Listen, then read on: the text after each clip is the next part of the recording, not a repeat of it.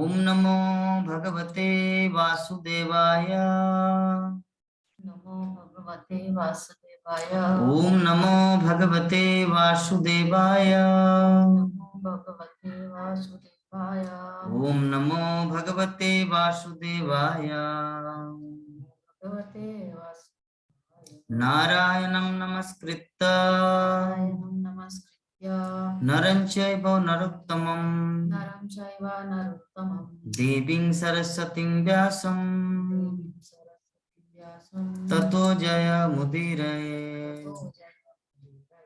नष्टप्रायेषु अभद्रेषु नष्टप्रायेषु भद्रेषु नित्यं भागवत सेवया नित्यं भागवत सेवया भगवती उत्तम श्लोके श्लोके भक्तिर्भवति नैष्ठिकी। भक्तिर्भवति नैष्ठिकी। श्रीमद् भागवतम प्रथम स्कंद 11 अध्याय श्लोक संख्या 21। भगवांस्तत्र बन्धूनां भगवांस्तत्र बन्धूनां पुराणामनुवर्तिनां यथा विद्धूपसंगम सर्वेषां दधे सर्वसामामनामदाधे। भगवांस्तत्र बन्धूनां भगवान तत्र बंधु पुराणामनुवर्तिनां पुराणामनुवर्तिनां यथा विद्धूपसंगम यथा विदुषप तथा विधिउपसंगमे सर्वेषां मानमादधे। सर्वेषां मानम। सर्वेषां हरे कृष्ण।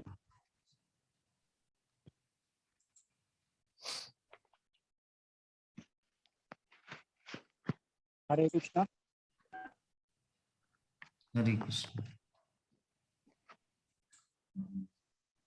भगवान शस्त्र बंधूनां भगवांस्तत्र भगवान् तत्र बन्धूनां बन्धूनां अनुवर्तिनां पुराणामनुवर्तिनां पुराणामनुवर्तिनां यथा विद्यप संगमय यथा विद्धूपसंगम यथा सर्वासामनामदधे। सर्वेषां मानमादधे। सर्वेषां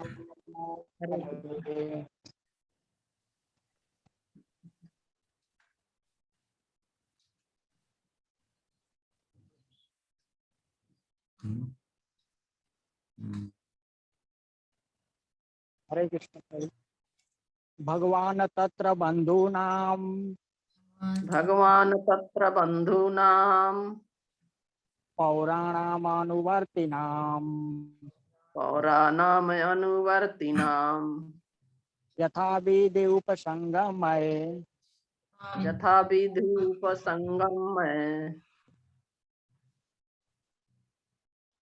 सर्वेषां मानमादधे। सर्वेषां मानमादधे।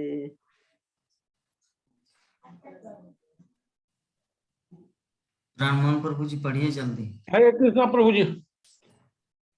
भगवान भगवान तत्र बधुना बधुनां भगवान तत्र बंधूनां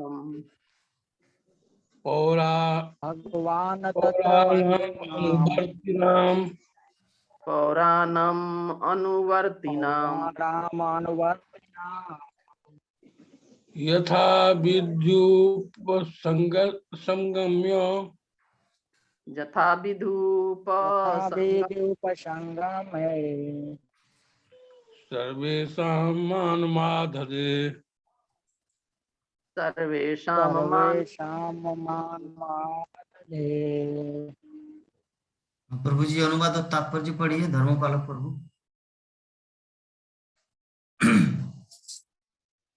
हरे कृष्णा प्रभु जी।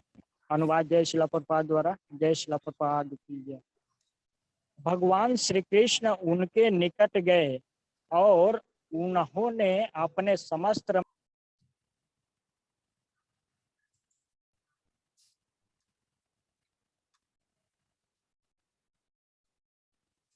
क्या हुआ?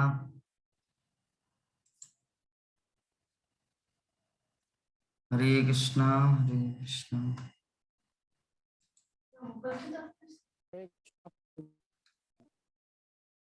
भगवान श्री कृष्ण उनके निकट गए और उन्होंने अपने समस्त मित्रों, संबंधियों, नागरिकों तथा उन समस्त लोगों को जो उन्हें लेने तथा स्वागत करने के लिए आए थे यथा योग्य सम्मान तथा आदर प्रदान किया। तात्पर्य जय श्रील प्रभुपाद द्वारा। जय श्रील प्रभुपाद की। पूर्ण पुरुषोत्तम भगवान न तो निराकार है न ऐसी निष्क्रिय वस्तु है जो अपने भक्तों के भावों के साथ आदान प्रदान करने में असमर्थ हो। यहाँ पर यथाविधि शब्द महत्वपूर्ण है जिसका अर्थ है यथा योग। वे अपने विभिन्न प्रकार के प्रशंसकों तथा भक्तों के साथ यथा योग आदान प्रदान करते हैं। निस्संदेह शुद्ध भक्त एक ही तरह के होते हैं क्योंकि भगवान के अतिरिक्त उनका कोई अन्य सेवा पात्र नहीं होता। इसलिए भगवान भी ऐसे शुद्ध भक्तों के साथ यथा योग आदान प्रदान करते हैं, अर्थात वे अपने शुद्ध भक्तों के सारे कार्यों के प्रति सतर्क रहते हैं। जो लोग उन्हें निराकार कहते हैं भगवान भी उनके प्रति कोई व्यक्तिगत रुचि नहीं दिखाते। वे प्रत्येक व्यक्ति को उसकी आध्यात्मिक चेतना के विकास के रूप में प्रसन्न करते हैं और ऐसे आदान प्रदान का नमूना यहाँ पर विभिन्न स्वागत करने वालों के द्वारा प्रस्तुत किया गया है। तात्पर्य श्रील प्रभुपाद की जय। हरे कृष्णा। बहुत सुंदर हमारे धर्मपालक प्रभु जी बताए, पढ़े। तो चलिए हम लोग ओवरव्यू ले लेते हैं। कल के क्लास में हम लोग क्या डिस्कशन किए थे। प्राण मोहन प्रभु जी आप पहले बताइए। प्रभु जी आपका चेहरा देख के मुझे आजकल बहुत ही आनंद आ रहा है। इतना सुंदर, जैसे वृंदावन धाम में एक परम वैष्णव बैठे हुए। कितना सुंदर गेंजी, चश्मा, तिलक, कंठीमाला। सच में प्रभु जी you are so good devotee. Now you feel, मुझे आपको देख के बहुत प्रसन्नता मिल रहा है। चलिए हरे कृष्ण प्रभु। हरे कृष्ण। कल प्रभु जी स्कंद 1 अध्याय 11 श्लोक नंबर 20 में बताए थे कि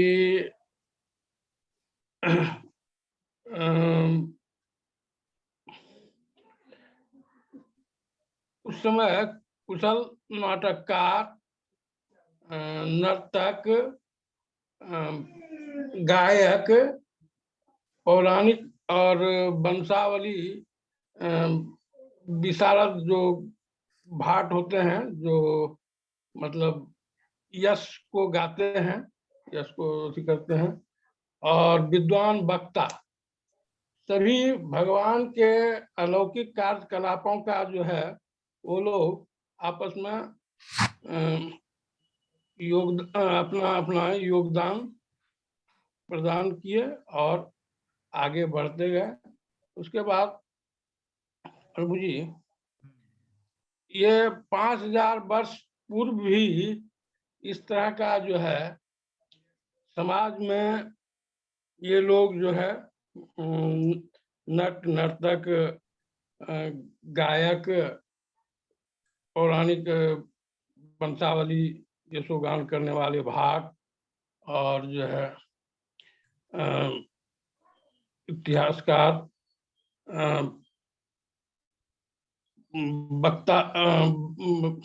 वक्ता वगैरह जो है सब पहले भी थे और वो लोग जो है भगवान का यशोगान करते थे, गाते थे।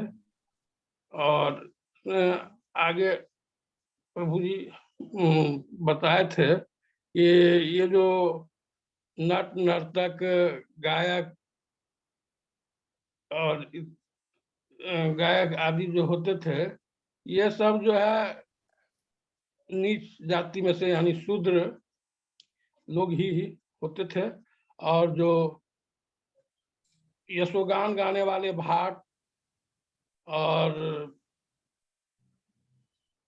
विद्वान वक्ता वाचक जो होते थे वो सब जो है ब्राह्मण लोग हुआ करते थे। और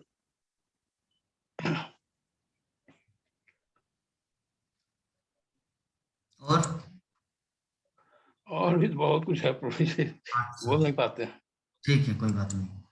तो चलिए इसके बाद हमारे नंद किशोरी माता जी बोलेंगे कल के क्लास में क्या डिस्कशन हुआ था।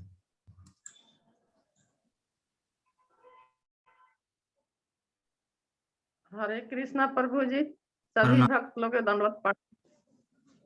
कल वही जो यही जो प्राण मोहन प्रभु जी बोले हैं वही तो थोड़ा मोड़ा याद है मेरे को भी।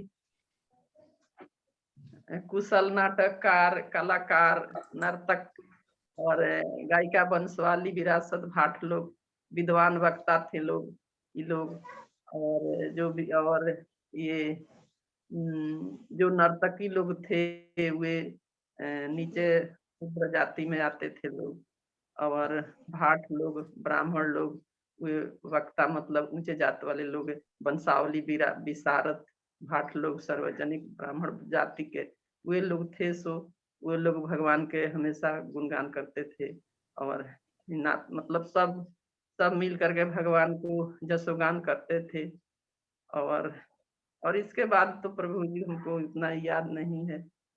और ठीक है माता, इतने स्मरण है प्रभु जी। ठीक है। तो चलिए इसके बाद हमारे धर्मपालक प्रभु जी बोलेंगे, लेकिन शॉर्ट में। कल प्रभु जी बहुत कुछ बोल दिए थे, आज थोड़ा गीता माता जी के लिए कुछ भी बचा के नहीं रखे थे। शॉर्ट बोलना है, कुछ पॉइंट, सब पॉइंट आपके लिए नहीं बोला जा रहा, थोड़ा थोड़ा पॉइंट।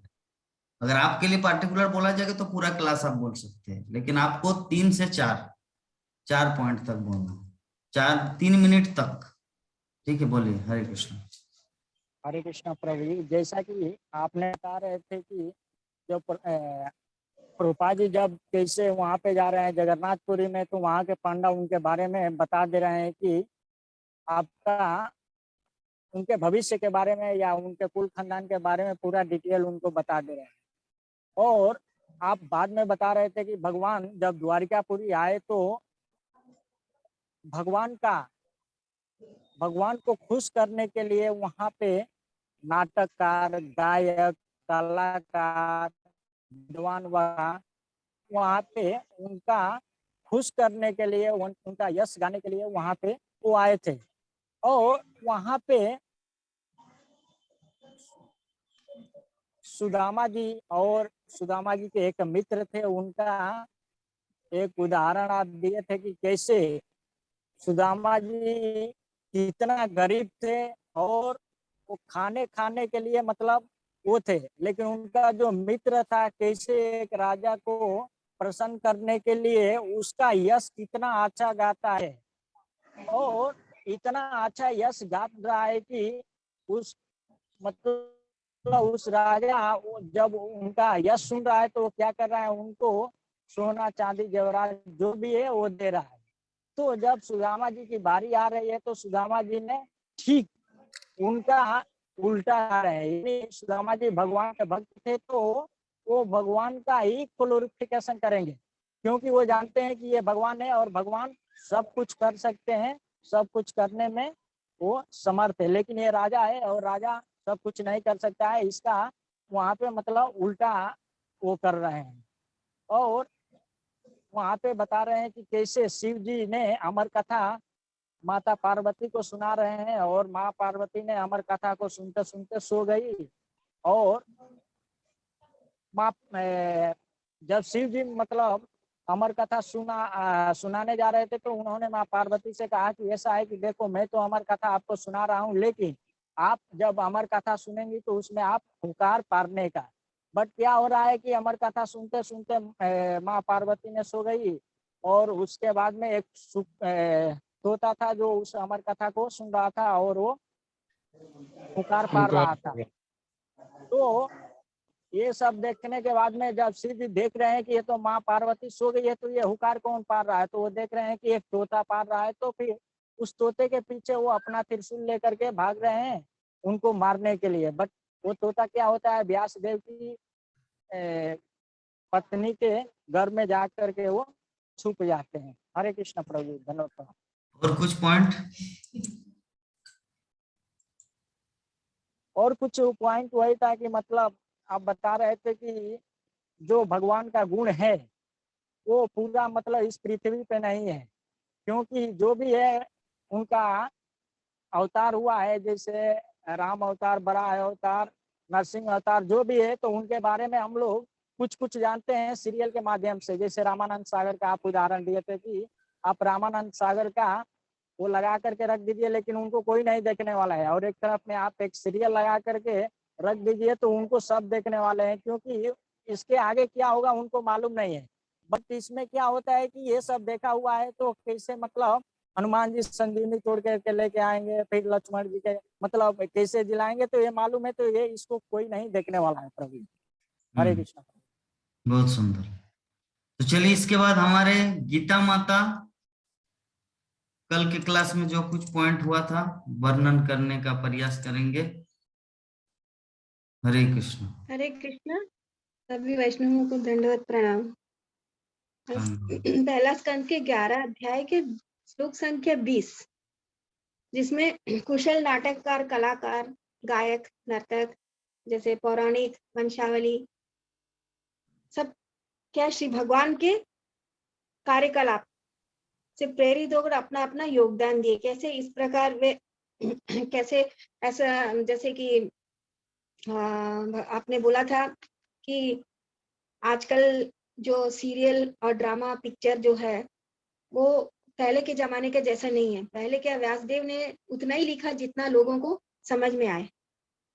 तो जैसे पिक्चर वगैरह भी बनाते हैं, तो पहले भगवान के पिक्चर बनाते थे, तो कितने लोग, कितने सारे डायरेक्टर लोग आ गए, तो उन लोगों के लिए कहानी तो चाहिए ना, तो उतना कहानी नहीं था, तो उन लोगों ने क्या किया, काल्पनिक कहानियां मनगढ़ंत कहानियां गढ़ के लोगों के मनोरंजन के लिए डाले। इससे क्या पता चला, भगवान का पिक्चर देखने के बदले लोग काल्पनिक सिनेमा देखने के लिए जाते थे। ये सब किस वजह से होता है? ये सब हम लोगों को जो बुद्धि है वो भगवान के बारे में नहीं जानने के कारण, भगवान का ज्ञान नहीं होने के कारण लोगों का जो प्रेरणा जो दे रहे थे, जो भगवान का जैसे कहानी रहता है, जैसे शिवाजी महाराज का बताए थे, बचपन से ही शिवाजी महाराज को जैसे उनकी माँ कहानी सुनाती थी, उसी प्रकार वो बड़े हुए तो बहुत वीर बने। लेकिन आजकल के बच्चे ऐसे नहीं है, क्योंकि परिवेश ही ऐसा है हम लोगों का। तो सुदामा वाला भी बता दिए, वास्तविक गुणावली क्या है, भगवान के पास सब कुछ है। इस घटना के उपलक्ष्य में सभी, जैसे भगवान किसी का भी उपेक्षा नहीं करते हैं। जो कृष्ण के शरण ग्रहण करता है उनको भगवान अपने पास रखते हैं।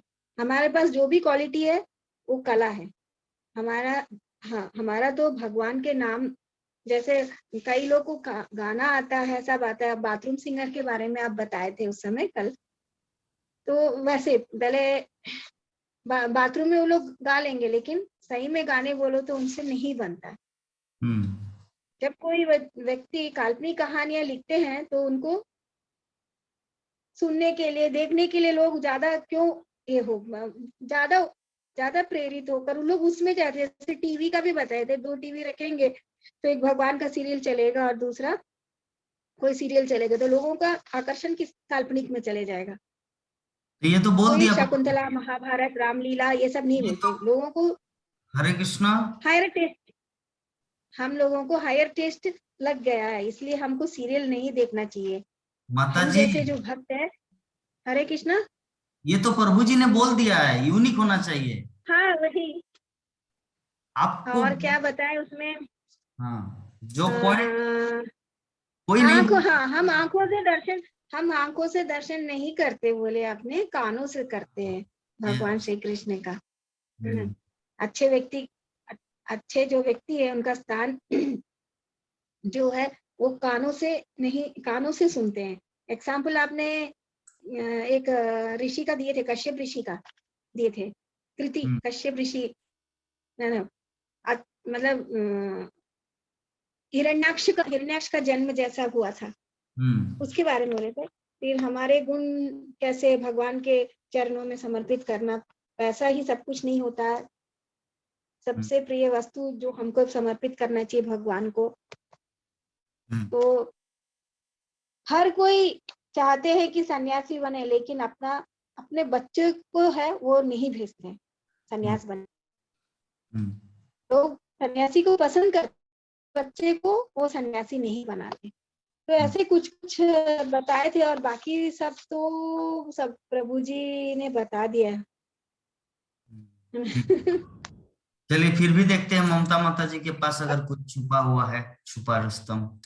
माता जी बताइए कुछ अगर पॉइंट है तो। गीता माता जी, प्राण मोहन प्रभु, नंद किशोरी माता जी, सबके अलावा कुछ हटके कुछ है तो बताइए। हरे कृष्ण प्रभु जी, सभी वैष्णव भक्त को मेरी तरफ से दंडवत प्रणाम करती हूँ। सर प्रभु जी, स्कंद 1 अध्याय 11 में पाठ संख्या 20 में श्लोक संख्या 20 में आप बताए कि भगवान के द्वारका नगरी में, द्वारकापुरी में पहुंचने पर वहां के जितने लोग वासी थे, जितने भी निवासी थे, चाहे वो कुशल नाटककार हो, कलाकार हो, नर्तक हो, गायक हो तथा विद्वान हो, या पौराणिक वंशावली। पौराणिक वंशावली मतलब जो एक विशेष वंश के लोग जिसे भाट करते थे, वो पूरी वंश के माने अभी से पूर्व जन्मों के माने पूर्व लोगों तक उनके पूरे वंशजों का मतलब पूरा वो रखते थे, ब्यौरा रखते थे। वो सभी माने जब जानकारी उनको हुई तो वे सभी आकर भगवान को अपने आगे बढ़ करके अभिनंदन करते हैं और उनका सुस्वागतम करते हैं, और उनका दर्शन पा करके बहुत ही वे खुश होते हैं। मतलब तात्पर्य यह है कि हमारे देश में 100 वर्ष पहले भी ऐसी व्यवस्था थी कि लोग जो थे, कलाकार जो थे हमारे, वो भगवान की लीलाओं को, जो भगवान लीला करते थे, वो उन लीलाओं को अभिनय के द्वारा अपने समाज में प्रस्तुत करते थे, जगह जगह पर प्रस्तुत करते थे लोगों को। हालांकि इससे उनका मनोरंजन भी होता था और भक्ति के प्रति वो प्रेरित भी होते थे, चाहे वो एक किसान ही क्यों ना हो, जो कि उनमें योग्यता न हो, ज्ञान की बुद्धि की कमी थी, फिर भी वे उन लीलाओं को देख करके भगवान के प्रति, भगवान के भक्ति के प्रति प्रेरित होते थे और उनको समझते थे कि भक्ति क्या है, भक्ति की भावना करना चाहिए, अपने भगवान परमेश्वर की सेवा करनी चाहिए, भक्ति करनी चाहिए। भाट उस समय का किसी विशेष परिवार के वंशजों का ब्यौरा रखते थे। सभी परिवार का जो विशेष कोई खास विशेष जो वंशज होते थे उनका ब्यौरा रखते थे कि आपके परिवार में पहले ये थे, पहले वो थे। मैंने इस तरह से आज भी हमारे देश में जहाँ जहाँ बहुत बड़े बड़े तीर्थ स्थल हैं, तो वहां पर जो पांडा होते हैं, वहां पर जो पांडा होते हैं, वो वहां पर जब कोई नवांतुक जाते हैं, मतलब कोई जब विशेष लोग पूजा करने जाते हैं, तो उनका वो वंश ब्यौरा बताते हैं कि आप यहाँ से आए हो, आपके परिवार में, आपके पूर्वज में, दादा परदादा जो भी हैं, सबका वो ब्यौरा देते हैं। तो कहने का मतलब है कि हमें अपने भक्ति को आगे बढ़ाना चाहिए, भगवान के प्रति अपने को समर्पित करना होगा। और जिस प्रकार से एक माँ अपने बच्चे को जैसा शिक्षा देगी, बच्चा को उसी अनुरूप में बच्चा बनता है। तो हमें अपने बच्चों को अपने घर परिवार समाज में भी भक्ति के प्रति, भगवान श्री कृष्ण परमेश्वर के प्रति भक्ति भावना को प्रचार प्रसार करना है और आगे बढ़ाना है, शुद्ध भक्त बनना है। हरे कृष्ण प्रभु जी। बहुत सुंदर माता जी, बहुत सुंदर। तो चलिए इसके बाद हमारे बीच में है लड्डू आ गए हैं। लड्डू बोलेंगे कल के क्लास में क्या डिस्कशन हुआ था। कहाँ चले गए? आए थे ना? नेटवर्क अच्छा नहीं अच्छा। तो हमारे ममता माता जी बहुत सुंदर ओवरव्यू देना सीख गए हैं, तो हम लोग ममता माता जी से थोड़ा सीखेंगे how to do give overview study class. बहुत बहुत धन्यवाद प्रभु जी। चलिए आपको 2 चीज करना है, एक जप कंठी माला लेना है गले में और तिलक करना है, जैसे गीता माता जी करते हैं, जैसे आपका प्रणव मोहन प्रभु जी करते हैं, तो ऐसे ही करना है, तब जीवन सफल होगा। अंदर से ज्ञान ठीक है, लेकिन फिजिकली भी ऐसा दिखाना है भक्त रूप, ताकि दूसरा लोग आपको देख के भक्ति में आए। तो तिलक और कंठी माला 2 चीज अभी लेना है। जब तो कर ही रहे हर दिन 7-8 माला। गीता माता जी रोज 20 माला करते हैं। प्राण मोहन प्रभु जी रोज कितना करते हैं प्रभु जी? 20 से ज्यादा ही करते हैं। कितना माला जप होता है आपका? कभी 20, कभी 21, कभी 25, अच्छा, कभी 25, कभी कभी 32 भी हो जाता है। वाह वाह, कभी कभी 32 दिन लेता है। और गीता माता जी का कितना होता है? हरे कृष्णा।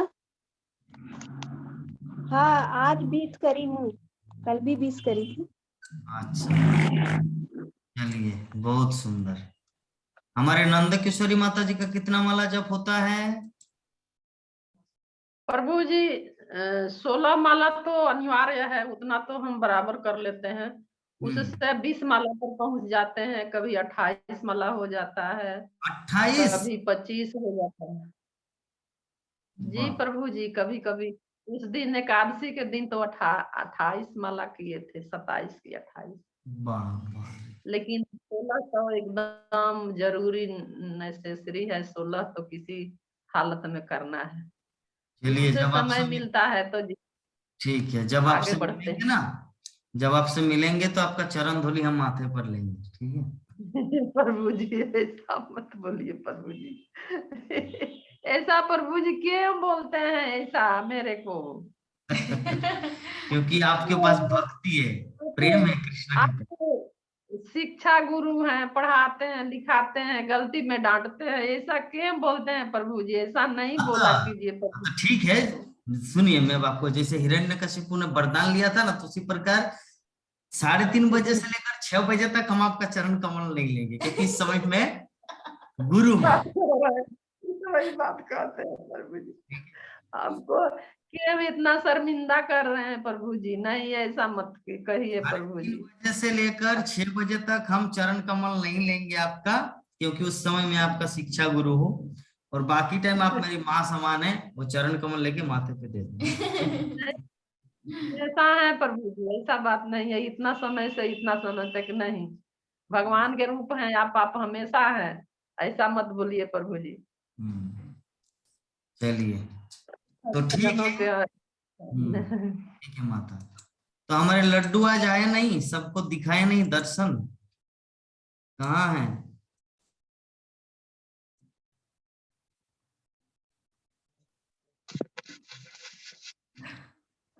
हरे कृष्णा। हरे कृष्ण। हरे कृष्णा।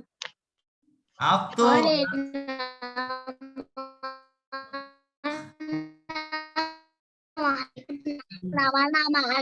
देखते हो रही ना। हरे कृष्ण बोलो, हरे कृष्ण। कृष्णा कृष्ण कृष्ण। हरे रामा हरे नवा हरे रामा हरे कृष्ण रामा रामा राम नवा हरे हरे। हरे हरे हरे हरे। हाँ, मुखमंडल साहब, दादाजी ओली हाँ, छोली छोली लड्डू, छोली सॉरी, ये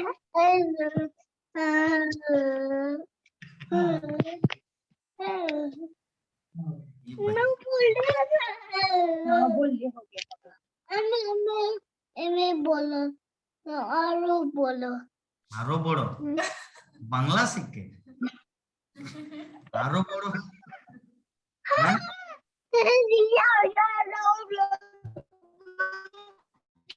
चलिए, कोई कृष्णा को तो नहीं देखे थे, कृष्णा को तो नहीं देखे थे आंखों से कम लड्डू को देख के अनुभव कीजिए कि कृष्ण ऐसा था। इधर लाई उनका चेहरा।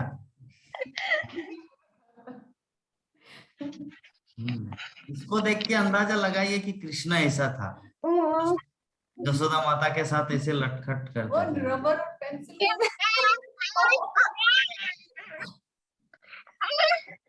हमारी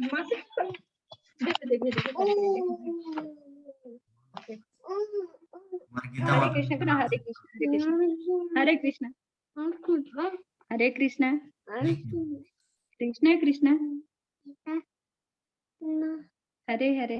हाँ ठीक है, थक गए, सो हरे जाओ, राम। जाओ सो जाओ। अभी हम लोग भागवतम क्लास करेंगे, चलो आप सो जाओ थोड़ा, ठीक है। यस चलिए ठीक है। ठीक है, सीख गया पूरा हिंदी इंग्लिश सब सीख गया। तो हम लोग अभी डिस्कस करेंगे श्रीमद् भागवतम के प्रथम स्कंद के 11 अध्याय का श्लोक संख्या 21। 21 में क्या कहा गया है? भगवान श्री कृष्ण उनके निकट गए और उन्होंने अपने समस्त मित्रों, संबंधियों, नागरिकों तथा उन लोगों को, समस्त लोगों को जो उन्हें लेने तथा स्वागत करने के लिए आए थे, यथा योग्य सम्मान तथा आदर प्रदान किया। तो भगवान श्री कृष्ण को अगर कोई वेलकम करेंगे तो भगवान श्री कृष्ण उसको रिवार्ड देते हैं, उसको पुरस्कार देंगे। भगवान कृष्ण बोलते भगवत गीता में, जे यथा मांग प्रपद्यन्ते तांस तथैव भजाम्यहम्। जो जिस भाव से मेरी पूजा करते हैं, मेरी आराधना करते हैं, तांस तथैव, मैं उसी अनुरूप उसको मैं पुरस्कृत करता हूँ, उसको मैं रिवार्ड देता हूँ, उसको मैं अर्थात आदर सम्मान प्रदान करते भगवान। तो अभी कोई भक्त मन में प्रश्न कर सकते, ममता माता जी बोलेंगे, प्रभु जी वो तो जसोदा माई थे, हम लोग तो कलिजुग के प्राणी, हम तो ट्यूशन पढ़ाती है, हम कृष्ण के साथ कैसे बात करेंगे, है ना? ये प्रश्न आ सकते हैं मन में। तो देखिए, एक चीज हमेशा याद रखना, हम कृष्ण को देख नहीं पा रहे, दैट इज माई फॉल्ट, लेकिन कृष्ण हमें देख पा रहे, दैट इज कृष्णस परफेक्शन, है ना? एक अंधा व्यक्ति मेरे पास आके बोलेंगे, अरे ये दुनिया पूरा निराकार है, ये दुनिया अंधकार है, तो क्या उनके बोलने से क्या पूरा दुनिया अंधकार हो गया? ये पूरा दुनिया क्या निराकार हो गया? पहाड़ नहीं, पर्वत नहीं, नदी नाला कुछ भी नहीं, सब निराकार है, सब शून्य है। अगर कोई अंधा व्यक्ति आके, मोतियाबिंद वाला व्यक्ति आके अगर ऐसा बोले, तो क्या हम उसकी बात को मानेंगे? कौन कौन भक्त है बोले हाथ उठाए मानेंगे? नहीं, कोई नहीं मानेंगे, क्योंकि उसका वो खुद का फॉल्ट है कि वो ऐसा सोच रहे हैं कि दुनिया अंधकार है। लेकिन जिसके पास आंख है वो देख सकते हैं। तो हम सबको तो पता ही है कि हमारी जो आंखें हैं ना, वो परफेक्ट आंख नहीं है, ये चीज पता है ना। जैसे एग्जाम्पल के रूप में हम लोग एक किसी घर में हैं, तो घर के अंदर दीवार है, तो दीवार के बाहर में भी कुछ लोग रहते हैं, यस और नॉट? हमको दिखाई नहीं दे रहा, दीवार के बाहर हम लोग को दिखाई नहीं दे, दीवार के बाहर रोड है, कोई मोटरसाइकिल लेके जा रहे, कोई अपने बच्चे को स्कूल से लेके जा रहे रोड में, तो हम लोग को रोड दिखाई नहीं दे रहा, बट स्टिल हमारे दीवार के बाहर कुछ है कि नहीं? तो किसका फॉल्ट है, दीवार का या रोड का या हमारी आंखें का, हमारी आंख का? किसका फॉल्ट है? हमारे खुद का, हमारे खुद की आंखों का फॉल्ट है। तो उसी प्रकार कृष्ण को हम लोग देख नहीं पा रहे, दैट इज माय फॉल्ट। हाँ, लेकिन कृष्ण हमें देख रहे हैं, क्यों? क्योंकि कृष्ण को सब कुछ, भूत वर्तमान भविष्य, दूर निकट, सब कुछ दिखाई देता है। श्रील प्रभुपाद एग्जाम्पल देते हैं, हम लोग इतने इम्परफेक्ट है, इतना अपूर्ण है, ना हम लोग किसी दूर की वस्तु को देख सकते हैं, ना ही कोई निकट के वस्तु को देख सकते हैं। अभी गीता माता जी बोलेंगे एक बुक, ये बुक लिया, हाँ ये बुक को लिया और ऐसे करके एकदम सामने भिड़ा दे इसे, तो क्या दिखाई देगा? क्या लिखा है दिखाई देगा? नहीं दिखाई देगा, नहीं देगा। इसका मतलब हम लोग एक सीमित चीज को देख पाते हैं, न बहुत दूर की चीज को देख पाते हैं, न बहुत निकट की वस्तु को देख पाते हैं। इसका मतलब हमारा ज्ञान जो है, हमारा दृष्टि शक्ति जो है ना, एक सीमित है, नॉट यूनिवर्सल। नॉट यूनिवर्सल, हमारा ज्ञान, हमारा दृष्टि शक्ति एक सीमित जगह में अटके रहती है।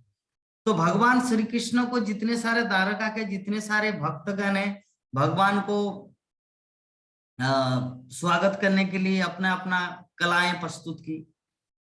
पार्थ प्रभु जी आप ऐसा तिलक क्यों लगाए फिर कुत्ता की तरह?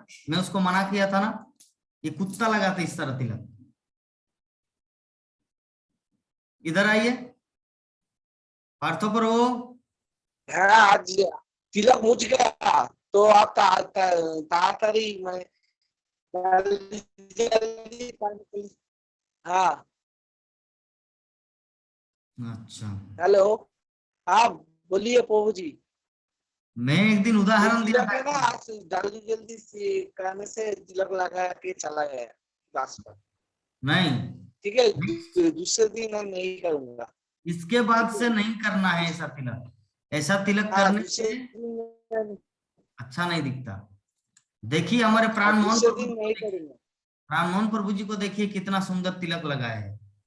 हाँ देखिए ऐसा तिलक लगाना है। दूसरे दिन नहीं करूंगा, जल्दी जल्दी से हो नहीं पाया। ऐसा हो कि तिलक मत लगाना, लेकिन फिर भी ऐसा तिलक मत लगाना, ये मेरे बोलने का भाव। आप पानी से कर लेना, अगर बहुत व्यस्त है ना तो पानी लेना और ऐसे करना गोपी सिंह ऐसे कर देना, दिखेगा नहीं लेकिन आपको फील होगा कि मैंने तिलक किया था स्नान के बाद। ठीक है, ऐसे करना है, क्योंकि ये हमारे वैष्णवीय सिद्धांत है। कभी भी अपना चीज को दूसरों के सामने बेचना नहीं है कि ये तिलक नहीं हुआ तो चलो इसे फटका लगा दिया, नहीं ऐसा नहीं चलेगा। जमराज हम लोग को ले जाएंगे, बोलेंगे ये तो कुत्ता भी ऐसे तिलक लगाते, तुम्हारा कुछ वैल्यू नहीं, चलो आओ जम लोग। इसीलिए संभल कर रहना है। ठीक है, तो चलिए हम लोग डिस्कस कर रहे थे, क्या चीज डिस्कस कर रहे थे कि कृष्ण हम लोगों को देख पा रहे हैं, हमारे पास क्षमता नहीं कि कृष्ण को हम लोग देख सके। क्योंकि हमारे पास क्षमता इसलिए नहीं है क्योंकि हम लोग को इम्परफेक्ट बनाया गया है। अगर हम लोग को सर्वव्यापी बनाते, पूर्ण रूप से अगर सब कुछ सर्वव्यापी अर्थात सब कुछ जानने वाला, भूत वर्तमान भविष्य, तो हम लोग तो बहुत ही डिफिकल्ट सिचुएशन में पड़ जाते। पता नहीं किसके मन में क्या चल रहा है उसको जान लेते, उसके साथ फाइटिंग हो जाता। जैसे मान लीजिए एग्जाम्पल, हम अभी धर्मपालक प्रभु जी के पास गए, तो मैं जान पा रहा हूं कि धर्मपालक प्रभु जी मेरे साथ दुश्मनी कर रहे हैं, तो मैं पूरा उनको मारना शुरू कर दिया, या मैं उनके प्रति कुछ बैरी भाव रखा हूं, उसको पता चला वो मुझे मारना शुरू कर दिया। तो इसलिए भगवान क्या किया है ना, जीवों के अंदर ये पूर्ण परफेक्शन नहीं दिया है। गीता माता जी, इसीलिए जीवों के अंदर भगवान श्री कृष्ण ने फुल्ली पूर्ण परफेक्शन नहीं दिए है। अगर पूरा परफेक्शन अगर दिए होते तो क्या होगा कि हम लोग लड़ाई करते आपस में। हाँ, लड़ाई भी कर सकते। इसीलिए भगवान श्री कृष्ण को पता है जानबूझकर क्या करना चाहिए क्या नहीं करना चाहिए। तो द्वारका में इस प्रकार भगवान श्री कृष्ण श्रील प्रभुपाद तात्पर्य में बहुत कुछ पॉइंट आउट कर रहे हैं कि पूर्ण पुरुषोत्तम भगवान जो है ना तो निराकार है, न ऐसी निष्क्रिय वस्तु है जो अपने भक्तों के भावों के साथ आदान प्रदान करने में असमर्थ है। पहले लाइन में श्रील प्रभुपाद लिख रहे हैं कि भगवान ना तो निष्क्रिय है, निष्क्रिय मतलब इनएक्टिव, सक्रिय मतलब क्या, हम आपको फोन करेंगे आप हाँ प्रभु जी हरे कृष्णा बोलिए, ये सक्रिय। और निष्क्रिय मतलब फोन करते ही जाए आप नहीं उठाएंगे, मतलब आप नहीं है दुनिया में, तो निष्क्रिय। तो भगवान सक्रिय, इसका मतलब हम भगवान से कुछ प्रार्थना करेंगे, कुछ मांगेंगे उनसे, तो कृष्ण भी उसी अनुपात में हम लोगों को प्रदान करेंगे, तो दैट इज कॉल्ड सक्रिय। भगवान निराकार भी नहीं है, भगवान साकार है, जैसे हमारे जैसे व्यक्ति। इस तथ्य को हम लोग को पूर्णतया समझना है। तो हम लोग नेक्स्ट मीटिंग में मिलते हैं, मीटिंग खत्म हो गया, आप लोग आइए।